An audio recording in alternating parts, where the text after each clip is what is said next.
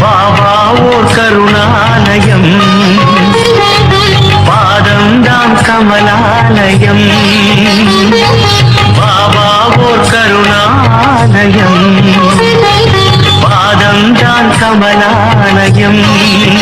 சாயப்பா உறவுகள் அனைவருக்கும் வணக்கம். சாயப்பா மேல் நம்பிக்கை வைத்து அவரை நினைத்துக் கொண்டிருக்கும் உங்கள் அனைவரின் வேண்டுதலையும் சாயப்பா நிறைவேற்றுவார். என்றும் சாயப்பாவின் அருள் உங்களுக்கு இருக்கும். நம் மனதிற்கு இதமான சாயப்பாவின் இன்றைய அருள்மொழியை கேட்போமா? அன்பு குழந்தையே, வாழ்க்கையில் நாம் ஆசைப்படுவது அத்தனையும் கிடைக்கிறதா? சில நேரங்களில் ஆசைப்படுவது கிடைக்கும், சில நேரங்களில் கிடைக்காது. இப்படி சந்தோஷமும் ஏமாற்றமும் கலந்து இருப்பதுதானே மனித வாழ்க்கை. அப்படி நாம் ஆசைப்படுவது நடக்கும் நடக்காத விஷயங்களுக்கு நடுவில் தான் உன் வாழ்க்கை பாதை இருக்கும். நீ ஆசைப்பட்டு விரும்பிய விஷயங்கள் எல்லாம் உனக்கு கிடைத்தால் அது திருப்தியை கொடுக்கும், மகிழ்ச்சியை தரும்.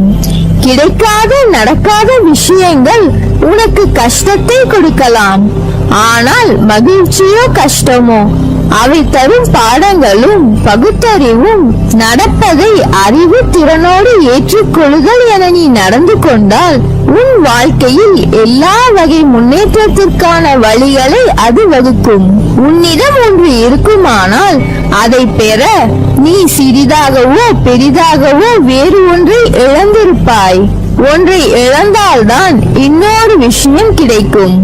இரண்டும் கிடைப்பதோ அல்லது ஒன்றை இழக்காமல் இன்னொரு விஷயம் கிடைப்பது சாத்தியமன்று. ஒரு பூ பூக்கிறது என்றால் மறுநாள் அது காய்ந்து போகும். அப்படி ஒரு பூ காய்ந்து போனால் அந்த இடத்தில் வேறு ஒரு மொட்டு முளைக்காமலா போகும்? முளைக்கும் அல்லவா? அதை போலவே தான் வாழ்க்கையில் இழந்தவை என ஒன்று இருந்தால் அதை விட அதிகமாக பெறுவதற்கு என்று ஒரு நல்ல காலம் வரும். அப்படி ஒரு அதிர்ஷ்டமான ராஜயோகம் இப்போது உனக்கு ஆரம்பித்து விட்டது. இந்த நேரத்தில் உனக்கு நீ விரும்பியவாறே எல்லாமே கிடைக்கும். ஆனாலும் உன்னிடம் நான் கேட்டுக்கொள்வது ஒன்றுதான், எப்போதும் தலைகணம் கொண்டு ஆடாதே. எப்போதும் மற்றவர்களை அலட்சியமாக எண்ணாதே. நீ கஷ்டப்படும் போது மற்றவர்கள் உன்னை எப்படி அவமானப்படுத்தினார்களோ அப்படி ஒருபோதும் மற்றவர்களுக்கு அதை நீ செய்யாதே. ஏனென்றால் வாழ்க்கை என்பது ஒரு சக்கரம் போல. உனக்கு எல்லாம் கிடைக்கும் நேரத்தில் ஒன்றை மனதில் நினைத்துக்கொள், இதுவும் கடந்து போகும் என்று. இது ஒரு காலகட்டம். நீ ஆசைப்பட்டது உனக்கு கிடைக்கிறது.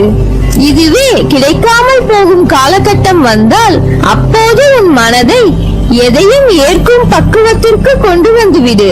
கிடைப்பது அவசியம் அல்ல, அது கிடைக்காத போது நீ எப்படி எதிர்நோக்கி சமாளிக்கிறாய் என்பதை பொறுத்தே உனக்கு கிடைக்கும் விஷயங்கள் அதிசயமாகும்.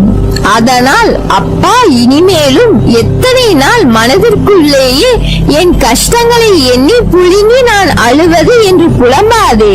உன் குமுறல் என் செவிக்குள் எப்படி எட்டாமல் இருக்கும்? உனது வலிகள் எல்லாம் பறந்து போகும். அவைகள் உன்னை முள் போல் குத்தும் அளவிற்கு இருக்கலாம். ஆனால் அவற்றை அகற்ற நான் உன்னிடத்தில் இருக்கிறேன். கஷ்டம் என்று சொல்லிக் கொண்டு இருந்தால் நீ எதிர்கொள்ளும் கஷ்டம் மேலும் கடினமாகத்தான் இருக்கும். படிகளில் மேலே அடியெடுத்து வைக்கும் போது உன் கால்களின் வேகத்தை கவனி.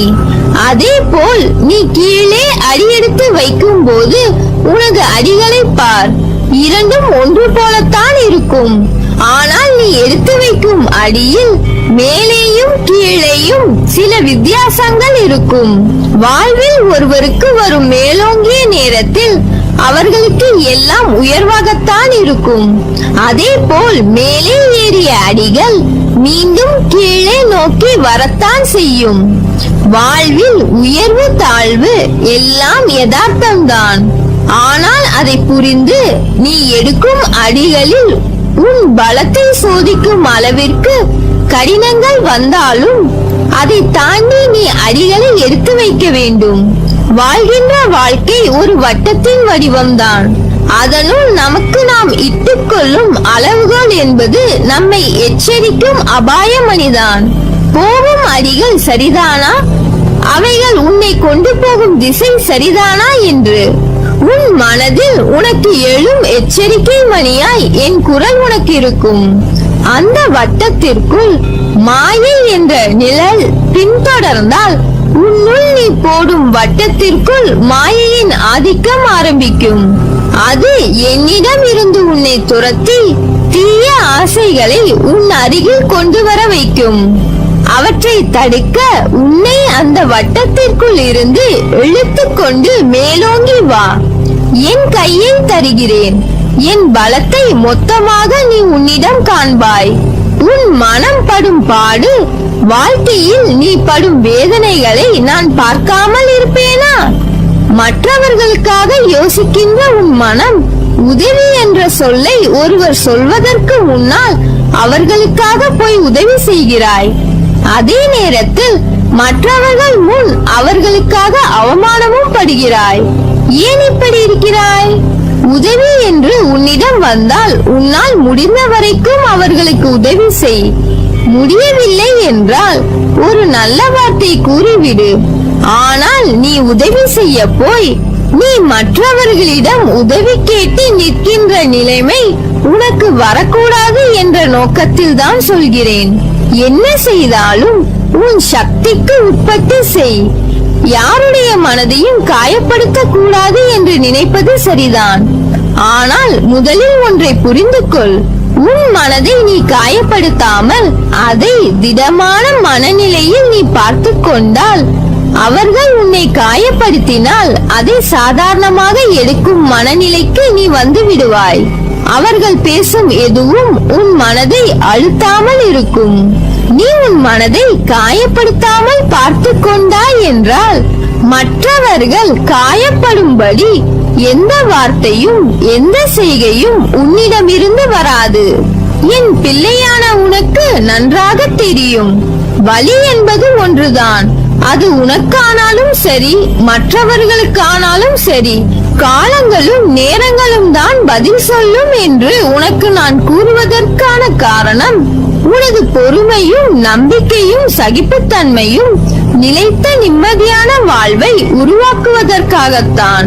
நல்ல எதிர்காலம் பெற்று வசந்தமாய் வாழ்வாய்.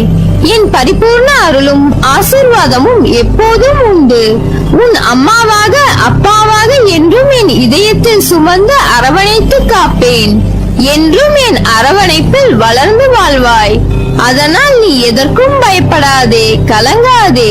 நீ ஜெயமாக நல்ல ஆரோக்கியத்துடன் எல்லா செல்வ வளங்களையும் பெற்று மகிழ்ச்சியான வாழ்க்கையை பெறுவாய். நல்லதே நடக்கும். நீ என் பரிபூர்ண அருளும் ஆசீர்வாதமும் அன்பும் பெற்ற என் செல்ல பிள்ளை.